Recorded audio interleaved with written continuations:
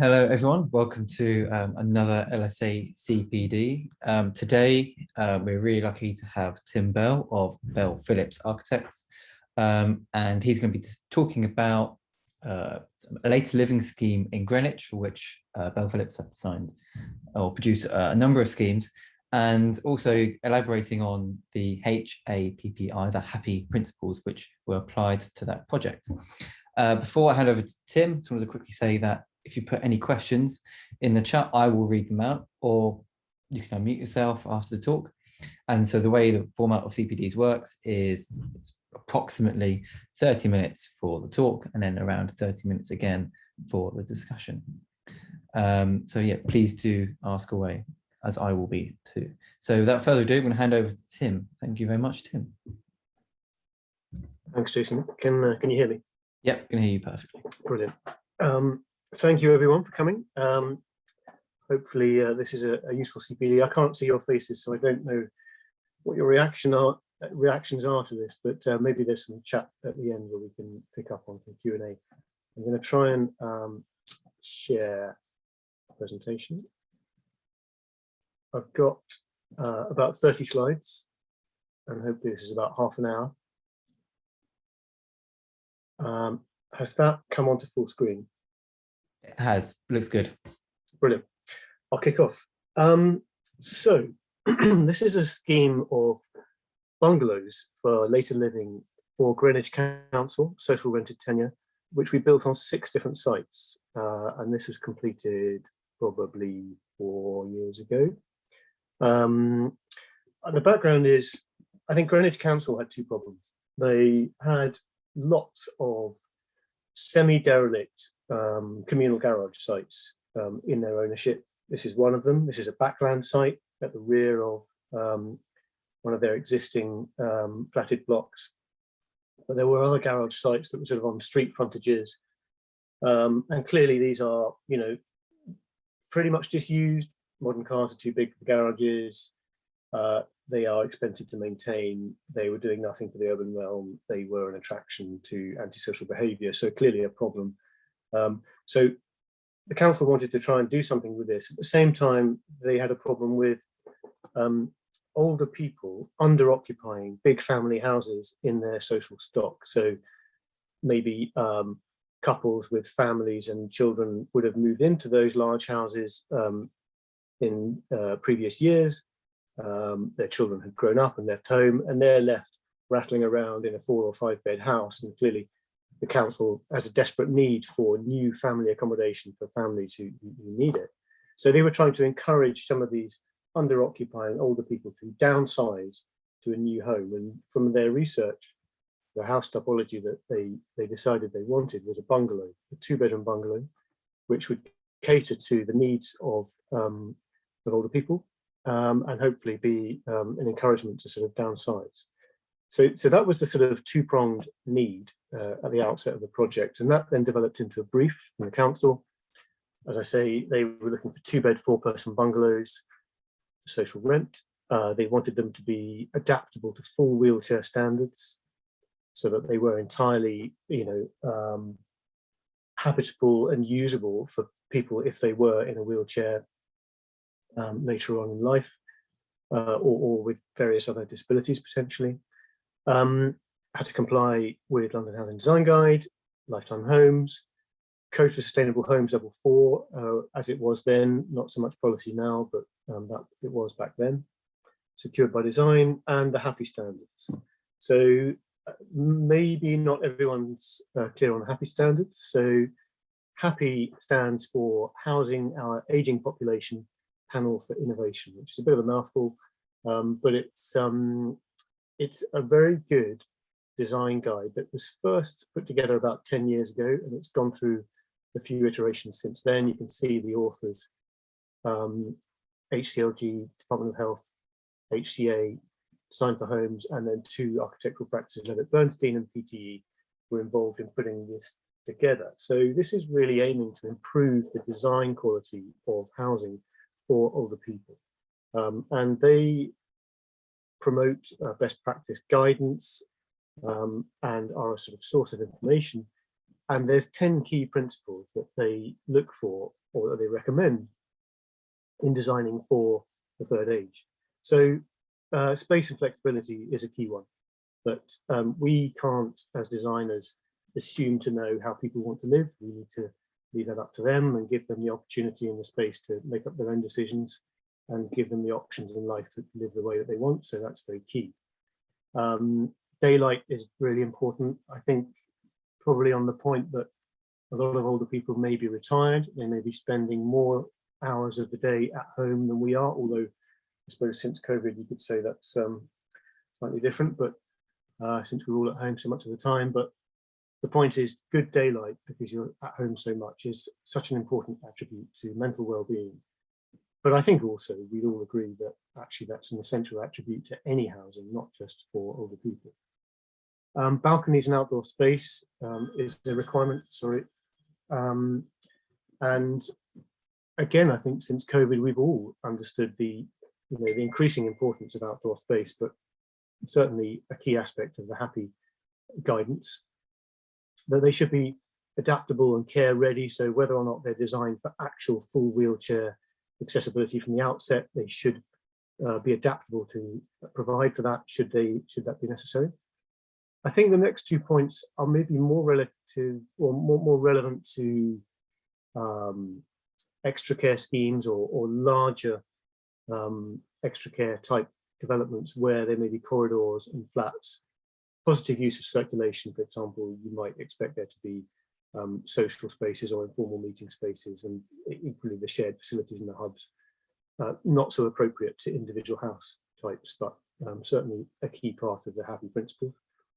Trees, planting in nature, essential in terms of well-being, mental health, ecology.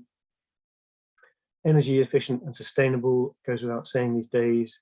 Good storage, very important for all of us. But again, a lot of people maybe who've gone through life and you collect more and more belongings along your way. So, particularly for this age group, maybe more storage is a requirement. And the last point, external shared surfaces and home zones, as much as possible. Can there be streets which are livable, which do serve a social focus? So there are some of the key points. So as I say, 2 of them less applicable to single houses, but the rest of them we've hopefully achieved in the design of these homes. So here is London with Greenwich highlighted. There were actually 8 sites at the outset. 2 of them were flatted developments, which were atypical types, but the other 6 were built out as the bungalow typology that I'm going to talk about. And I think a really important thing on this program was that we should develop a single house design that could be repeated on all 6 of these different sites, which is easier said than done because obviously each site is different. Some are in Victorian streets, some are backlands, different scale homes and buildings around them. So, but nonetheless, it was important, I think, to ensure that it was financially viable, that the scheme should be a repeated type. It just wouldn't have been sensible to create a new design in every instance. I'm just going to talk principally about one of those sites as an example in a little bit more detail. This one is Walnut Tree Road, and it's in just the eastern edge of Greenwich Town Centre, on the way to Charlton.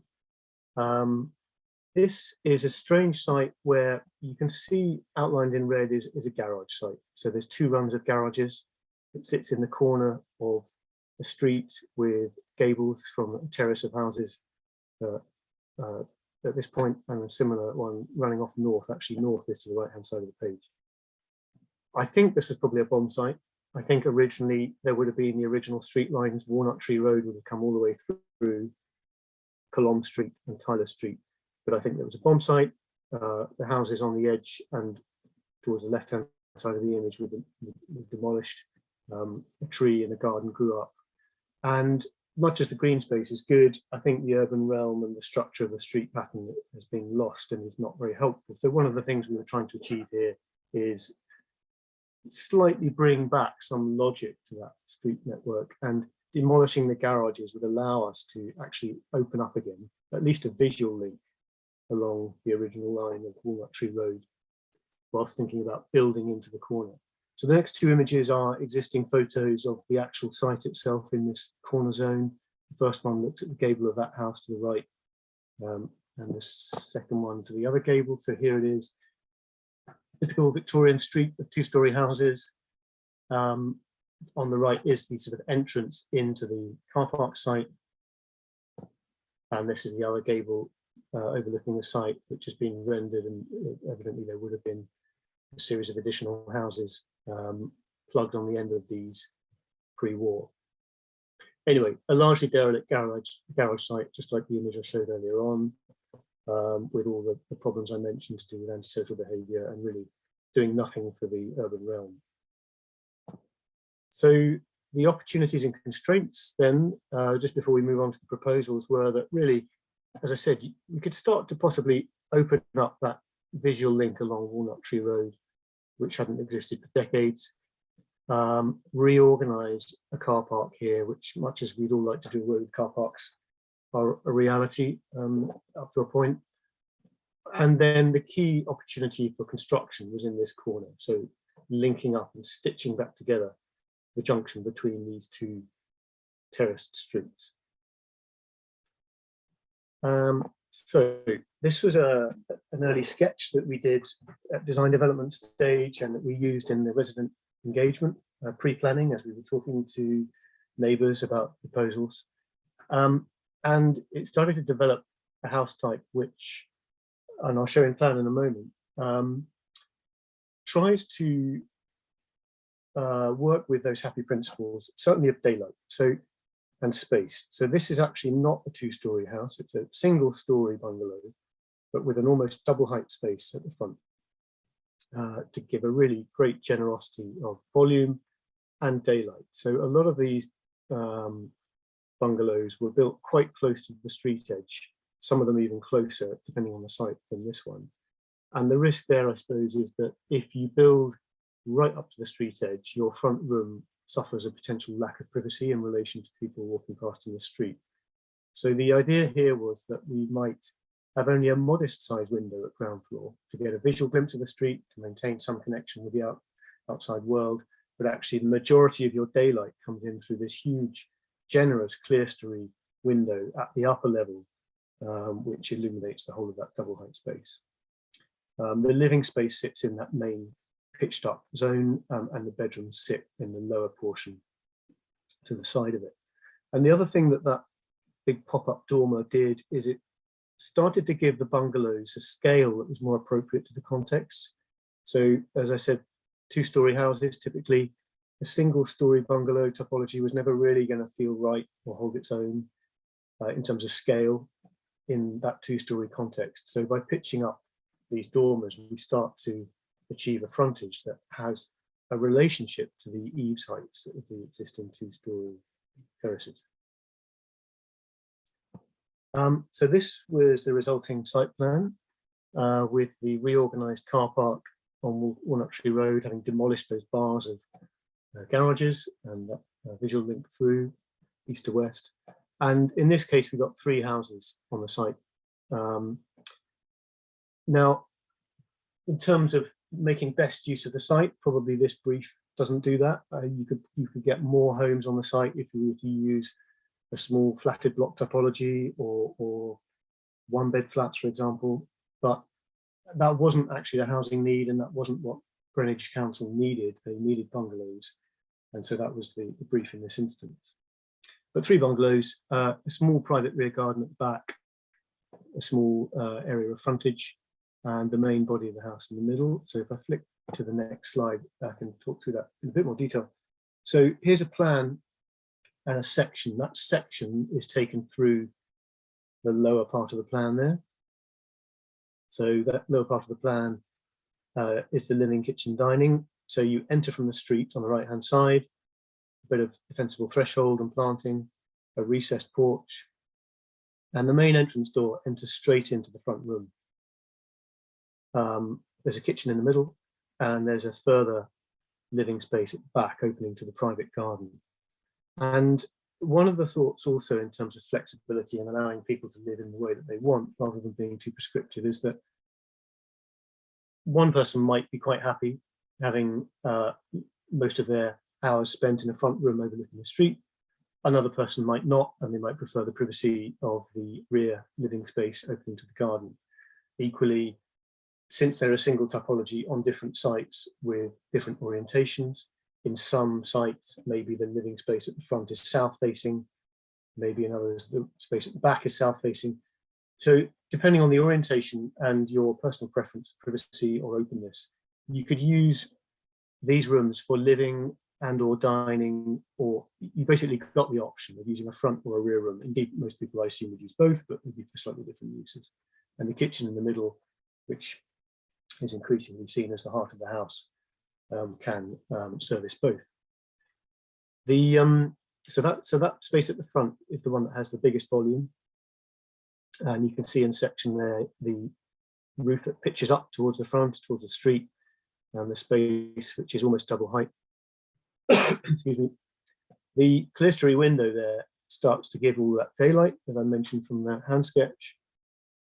And one of the other advantages is that in increasingly hot summers, you can achieve good natural cross ventilation securely by opening that clerestory, which is well above ground level and is not accessible from passers-by, and open the window or the door onto your private garden at the rear, and you can get good cross ventilation all the way through that dual aspect space.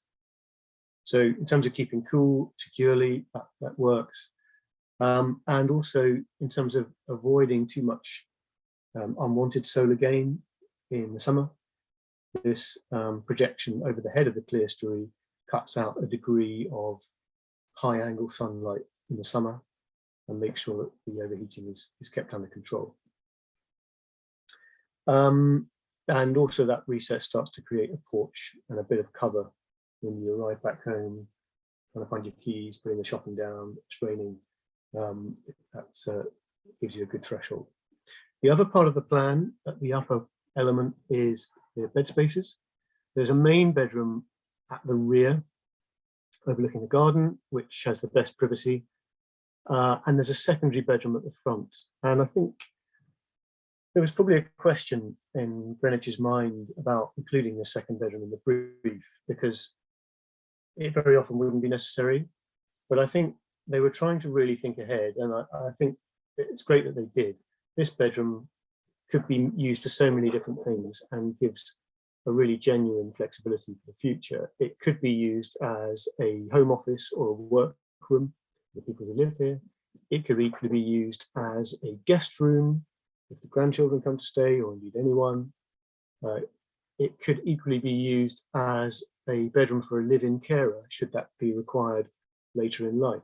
All of those things are possible thanks to that second bedroom. And that bedroom sits on the street frontage, slightly less private, but it seemed appropriate that the main bedroom should be really private and the front room should have the flexibility to be used for different things.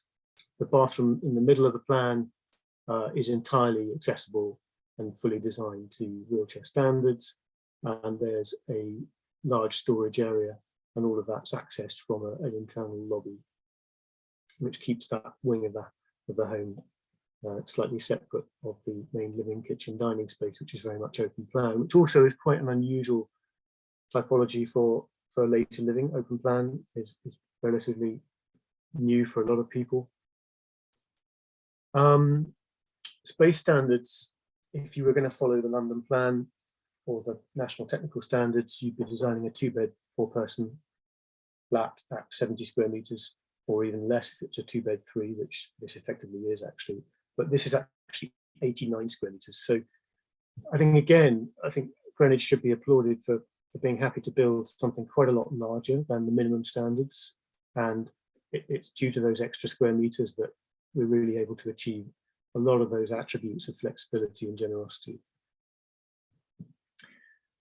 And then this is one of 2 CGIs pre-planning that we produced, and the end result came out pretty faithfully like this. I think one of the things that didn't so much happen was planting.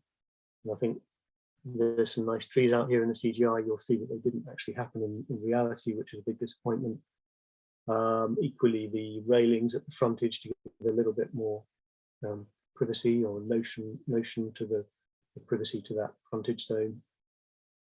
But you know, that's I think increasingly we need to try and ring fence budgets for landscaping in our projects. It always tends to be the first thing that gets cut out. So that's certainly a learning and an image at night. I thought I'd just go through a couple of practical things. So obviously it's all very well designing an interesting looking house, but does it work? Is it you know, can people live in it sensibly and clean it? This is a couple of diagrams from our operation and maintenance report, which talked about cleaning windows. So those at ground level, obviously you can easily clean them as a resident inside and out. But the upper level clerestory was a question. And what we decided here is that every home would be supplied with a long arm squeegee.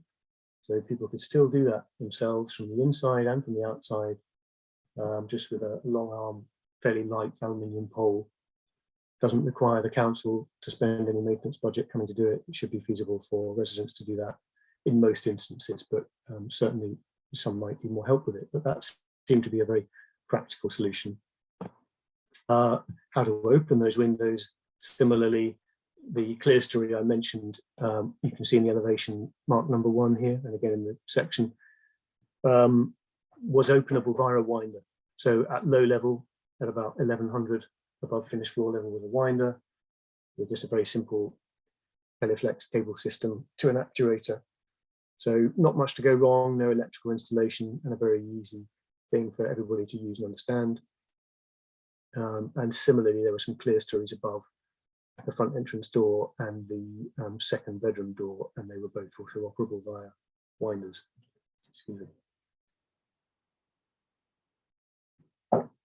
And then the third drawing in that sequence is looking at maintenance and roof access. So the kind of butterfly roof section that we've got is also useful in terms of safe roof access, which would be only carried out by Greenwich operatives. But it allows people to, as you see at the bottom on the elevation, use a couple of ladder restraint hooks, put up a ladder securely, and come up and climb up onto the valley gutter. And then you can walk along the valley in absolute safety. You can't fall off the edge of that. The roof slopes down towards the valley. And from that point, you can safely access the boiler flues, the vent pipe terminals, the PVs, and so on. Rainwater is gathered up via a rainwater pipe dropping down through the valley in every house, and also overflows on the end. We needed to think about trees. There were quite a few big trees, certainly on Walnut Tree Road, leaf drop, and we didn't want them to be blocked. So there needed to be ample outlets and ample opportunity for cleaning.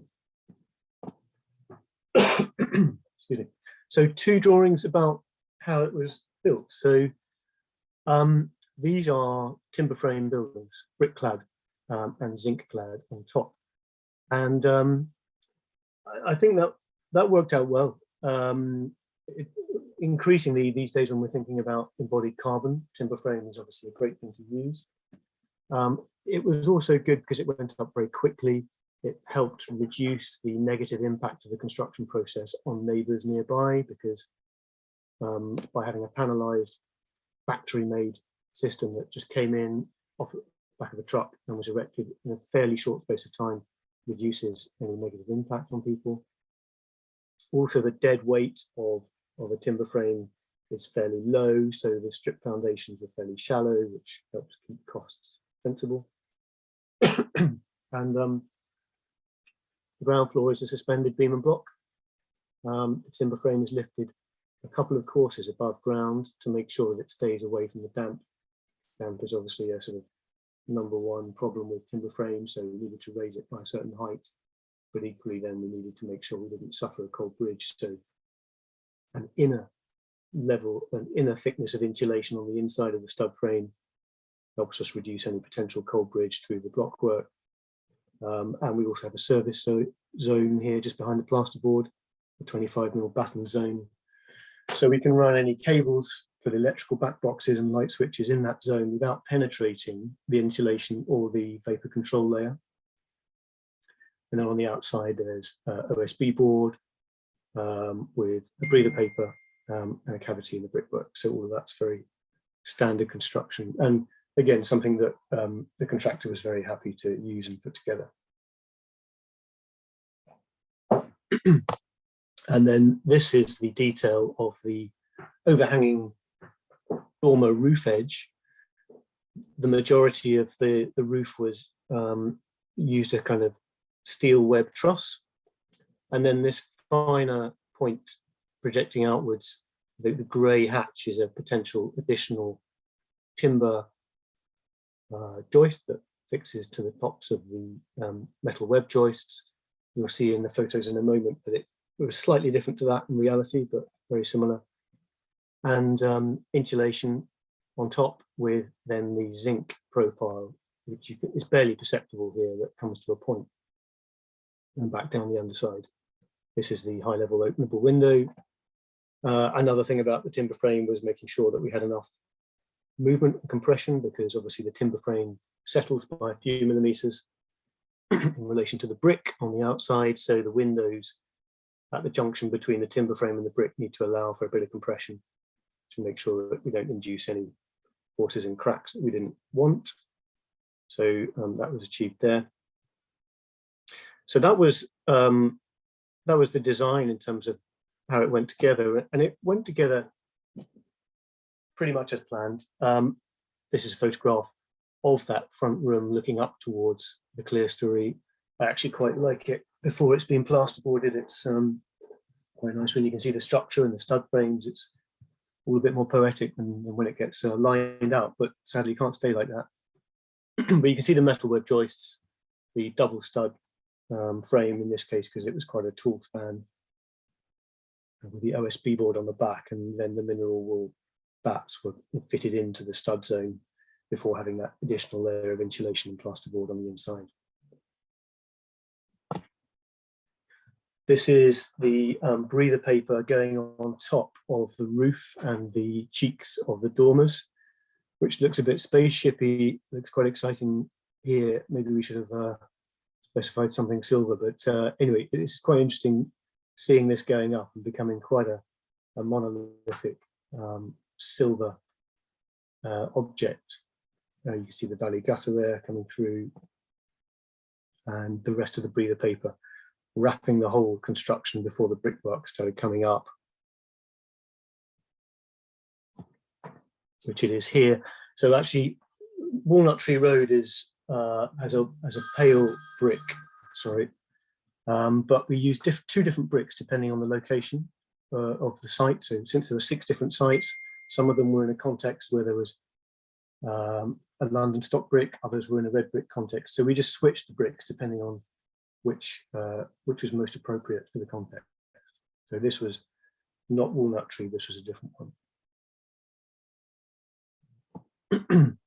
And then this is the profile of the awning above the clerestory window. This is how they actually built it. So it was actually a nail plated, prefabricated element, a bit like you would design or build a roof truss in a factory, and that was just brought in and wrapped across the opening. That was quite straightforward.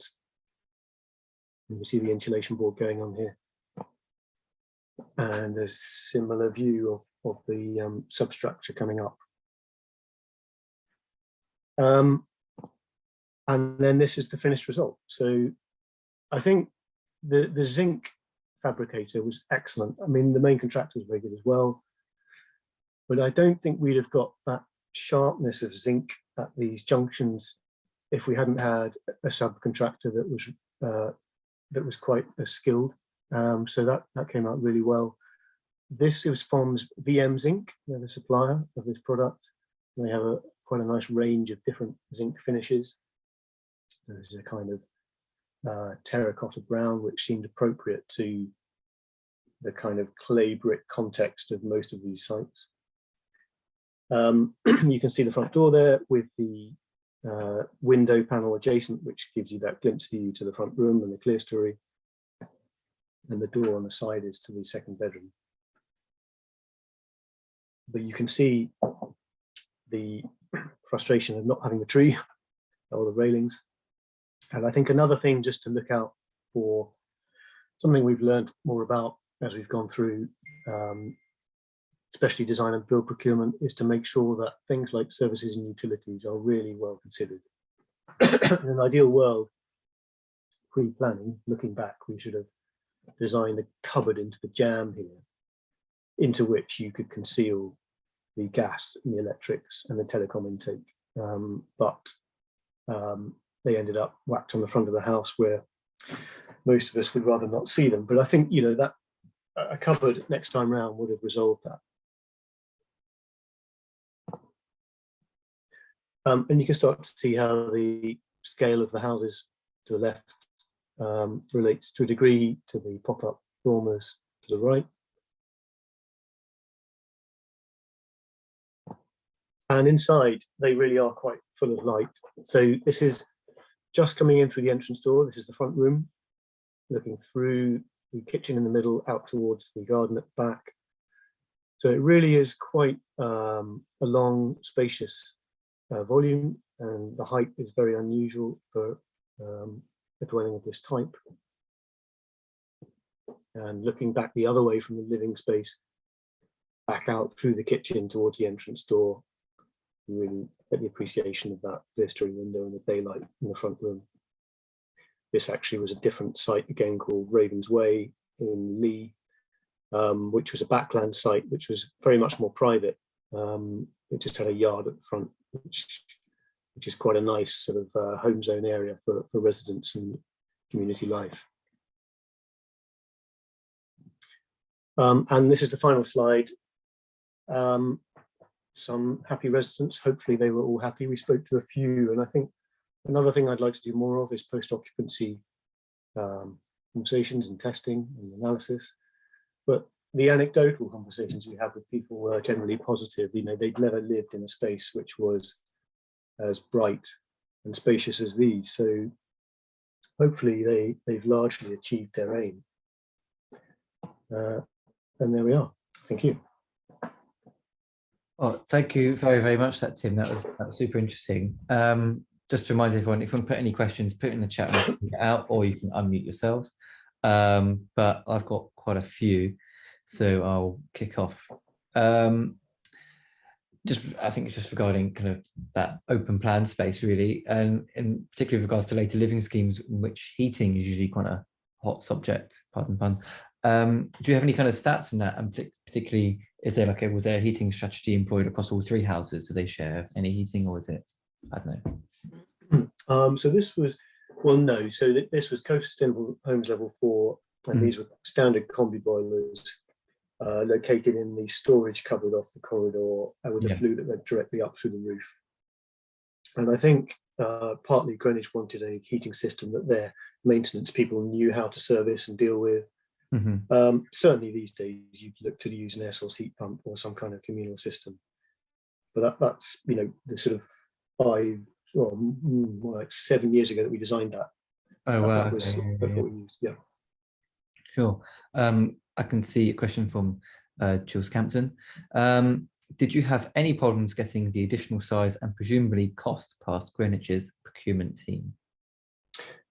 I think just the political necessity and impetus was such that obviously cost is a key thing, but they were quite happy to produce the right homes that they needed for the residents. And yeah, I think probably we were surprised too that the additional square meterage went through without too much trouble. There wasn't a lot of resistance. I think I'd like to think that the fact that we designed them all as the same topology and tried to find as much standardization and economy of scale as possible helped the costs stay fairly modest overall. But certainly that additional square meterage wasn't a cheap thing. So it's great that the council were prepared to do that. Yeah. Going back to kind of the start of your presentation, you mentioned kind of the under occupation of other homes. Was there any kind of a spatial analysis that kind of went with that, or was it simply just beds not being used? If there was analysis, it's not something we were party to. No doubt the council did do all sorts of stats. But yeah, I would like to know more about that, but it's not something that we were involved with. Sure, sure. And going towards the end of what you're talking about, how you mentioned some anecdotal stuff, but how are you finding people using the houses? Is it as intended? Particularly like that flexi room, like, you know, obviously there's only 3, but yeah, I mean, interestingly, I mean, we assumed that the front room would be a notional dining space and the back room would be a notional living space. That those internal photos I showed at the end, that is how that particular resident ended up using it, the dining tables at the front. And I think those that we've been to see have all used the main bedroom at the rear as their principal bedroom, which I think we would all understand. It's more private and secure. So I think they've mostly, from the few that we've seen post-occupation, that is how they've ended up using them. Sure. And roughly, what is the age range of people that are occupying these houses? The brief was, I think, for over 55s, which starts to feel not so old anymore. But yeah, so 55 upwards. I mean, I think, you know, there's a lot of polemic in this sector about encouraging people before they get too old to be forced into a decision, to make decisions about life earlier on. We've done work for Pegasus Life as well, the retirement home provider. We did a scheme in Portishead near Bristol, and a lot of their research was interesting, that they were trying to encourage people who are maybe in their 50s or 60s and absolutely, you know, in the prime of life, to make that decision then about where they want to move to and why, and making sure they had things in place for the later years. I think what we're trying to avoid is people having, you know, difficult events in their life that then forces them into making a decision on the back foot, and you have to move to somewhere quickly because you need to. So I think it's ideal if we can encourage people to make these decisions earlier on. Sure. And kind of during the consultation for this project, and indeed kind of the other later living projects you mentioned, what have been so far the kind of key takeaways which you've realised, maybe for future projects or even for this, that you think, okay, right, we didn't know that, that's something we should definitely cater for? In terms of later living? Yeah. I mean, I think the flexibility is really key. I think, you know, whenever we, not just in these homes, but whenever we go back to see anyone in any of the developments that we've done, we increasingly realise that as architects, we're not playing God. We can't assume to know how people live. We need to leave people with all those options open for themselves. I think one other thing about open plan is, I talked about it here as a positive thing, and that's how we design these, but sometimes it's not for everyone. And I think, again, probably a lot of us have appreciated in COVID times, when there's more of us in a household and someone's clattering around in the kitchen and someone else is trying to watch a film or do some work, actually some subdivision of living spaces is quite useful. So obviously didn't achieve it here, but I would say actually that's something I might do different next time.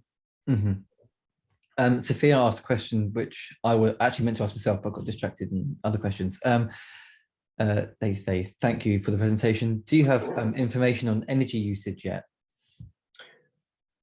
Yes, we do. I could have put some in, and I can't think off the top of my head where we got to on that, so I can't give you a clear answer, but it would be fairly low because there was quite a good degree of insulation in those walls and roofs. I mean, the walls had 140 of mineral wool plus at least 50 of kingspan. They've probably got a U value of sort of 0.15, 0.16, and they're quite airtight, again, being timber framed. So it's another advantage, you know, being a factory made, precision made panel, you know, very tight tolerances. They come in, they get fixed together, the vapor control layers get taped up. So the airtightness of that construction method is quite good too. So I can't give absolute figures, but I would hope that they're pretty good. Sure. Also in your presentation, you mentioned the key opportunity for construction. Was that something prescribed by you or the council? The key, you mean the decision on how to build them? Yeah, and you outlined an area, I believe, in red light code, and you said that was the kind of key opportunity area for construction, or where you Oh, wanted I see. Yeah, on the opportunities and constraints plan. to. Yeah, yeah, Yeah, on the site plan. Well, it just seemed logical in that particular site to try and open up the original street line rather than building across it.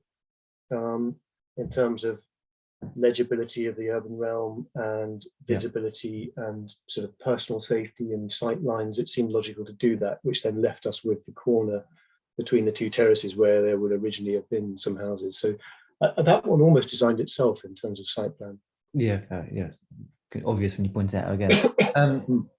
You mentioned also at the start, kind of, was it 5 other schemes which are kind of happening around Greenwich from you? Could you elaborate on how this ties in with those?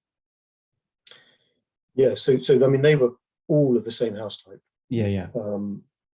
So I think the smallest one was 2 homes and the largest was 6. The one I just showed you was 3.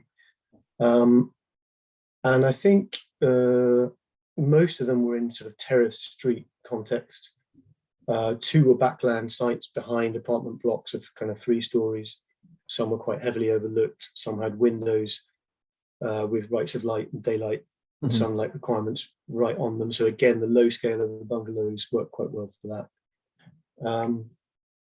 And also some of those backland sites, suddenly if you create a terrace of homes in a backland site overlooking the residual area of courtyard, it becomes much safer and overlooked and inhabited, and it's no longer a no-go zone.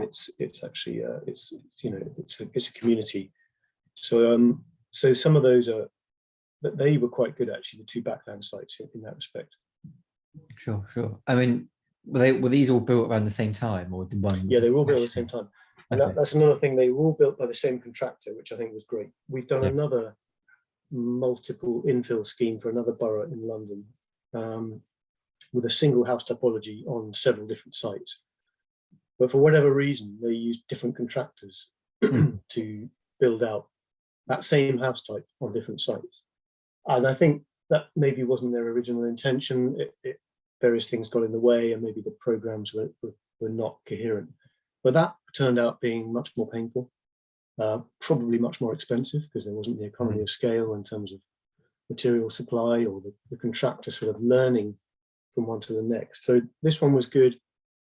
All 6 were largely built to the same but slightly staggered program. So the first site was built or started, construction in the foundations and the superstructure, and then the next one kicked off, and there was a kind of learning process. So probably the first one was used almost as a test bed to flush out any tricky little problems that could then be used as learnings on the subsequent schemes to help them run more smoothly. Sure. And so in terms of kind of getting the contractors so well on board and single stage sheet, what was your kind of process in engaging them? How early did you get them on into the scheme? Was it earlier than usual, or was that something? The contractor? Yeah. No, this was a really traditional single stage D&B. So we went to planning on work stage 3 information, and the borough did a single stage D&B tender on that basis. And then we were not formally novated, but as a consultant switch, and we were taken on by the contractor to work through the technical design. I think we'd all like to see more joined up thinking and partnering where contractors are involved earlier on, and are more part of that collaborative conversation to resolve all sorts of details from the first steps. And this is kind of an odd question, but what is kind of the expected occupancy time of these houses? Yeah, tricky. I don't know. I mean, we were asked in our brief to design for the standard 60-year lifespan in terms of the buildings. I don't know. I mean, I ask because, like, at what point do you start to factor in providers of care into these schemes that may be entering the building or living in? Obviously, you've got that flexible room, which very much caters to that. But I was curious if that was in your brief or. Yeah, no, it wasn't specified. It wasn't stated in the brief. But we would hope that, and it was part of our, the client's requirement, that this should be a home for life. That people should be able to stay for as long as they can, and that second bedroom does allow for someone could buy in a care package or the council could provide a care package via an individual who might be visiting or a live-in carer, but all of that's possible. Yeah, and I was also kind of interested in your approach to making maintenance as kind of easy as possible. You mentioned with the windows. I was wondering if you could elaborate on any other strategies that were in place to ensure that. Simple maintenance. I mean, I think brick cladding. I mean, brick is just the standard material these days, or has been for centuries, but clearly it's very robust and doesn't really need much in the way of maintenance. And the zinc doesn't either. It won't rust or corrode or anything. So the outside should require nothing. Inside, I mean, really nothing out of the ordinary. I mean, probably kitchens and bathrooms need replacing every couple of decades. And obviously boilers need annual inspections. But there's nothing unusual in there. I mean, even the timber frame, some people might query the longevity. I think if it's detailed properly, kept out of the damp, there's no roof leaks, and the timber frame should be absolutely zero maintenance and last indefinitely. Sure. You've answered my questions very succinctly and very quickly, which is always super useful, and I think everyone would appreciate that. So that I've got none left, but if anyone else has any others, feel free to put them in. But always happy to kind of keep the conversation going, maybe offline as well. And that's why the whole point of the CPD is to allow for this as well. But if anyone else has any others, do put them in. One of the reasons I wanted to have this conversation is because we're running a design think tank at the LSA, which is about, this is not the title, but it's about living and dying in the city and celebrating life and death. And sometimes death can be quite a hard subject to broach, but it's, as designers, we're going to have to be designing for an aging population, much more. And I was really fascinated by your work in Greenwich and how that would potentially feed into that. Hopefully this CPD will be of use to those students. So that's what's kind of outline why. I can see another question come in, and I'll read it out before we end. Hi there. Could you expand on the off-site panels? Very, very specific question. Yeah, I can't think who the supplier of the panels was. Maybe I should just share a photograph again of them. Hold on a sec. If I can just flick back, is this going to work? Yeah. No, this is probably the best one, but they were two-dimensional panels. So on the right-hand side, that was a full wall panel. I think the whole of the party wall front to back was probably made of 2 or 3 panels to make them manageable on a truck. But they would have been made in the fabricator's workshop. They were probably made by someone like Kingspan, Potton, or someone like that. And they're very simple. I mean, they're just probably made on a jig. They've got OSB board, 90mm on the outside face, which is nailed into softwood studs at 450 or 600 centers. As I said, they're double studs here due to the span. But I think you can see on the left-hand side there, that front wall panel, which includes the opening for the clerestory and the front entrance door, is a single stud with a lintel beam across the top. That would have all been one panel. And then the roofs came in cassettes. I think they were a whole panel themselves. Or maybe they came as separate joists, I can't remember, but I think they were panelized. So, these things go up in a matter of days. They're really quick. A bit like CLT, they're still 2D panels, and they come up and you have a strut that holds a wall panel in place before you then add the others to rigidify it before you add on the roof. So, as I said, quite tight tolerances, and it all went together in a pretty straightforward way. Sure. I also sorry, go on. I can elaborate more if there was a specific query about it. Well, I'll give GHA London Ballroom a chance to get it. They can unmute themselves if those who like. Anyway, I was going to ask as well, as it came into my head, obviously you lost that bit of pavement there. I mean, that's usually quite a hot topic of conversation with councils sometimes. Like, what were you? How did you wrangle that one essentially? Well, A bit of pavement around here. yes. Where is it? Yeah. Um, Was that I think not a non-issue?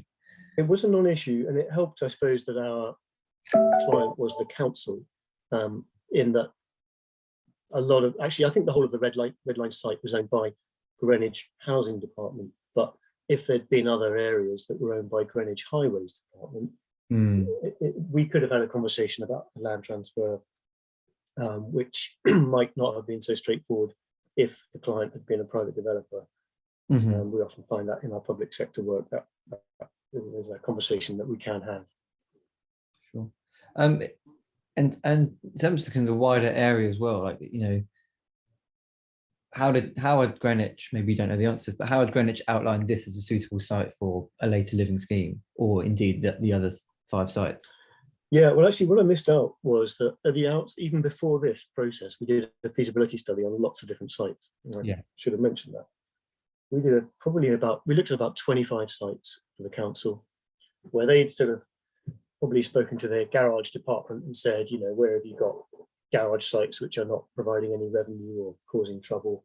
That went to the housing department. The housing department put together a brief and said to us, can we, you know, look at these 25 sites? And we just did a really high level study looking at that, putting down footprints for a house type, and looking also at excuse me, any other opportunity constraints that would help decide whether or not these sites were developable. You know, is there a substation in the way that's going to be expensive to move? Is there an overhead pylon? Was there a trunk sewer running underneath?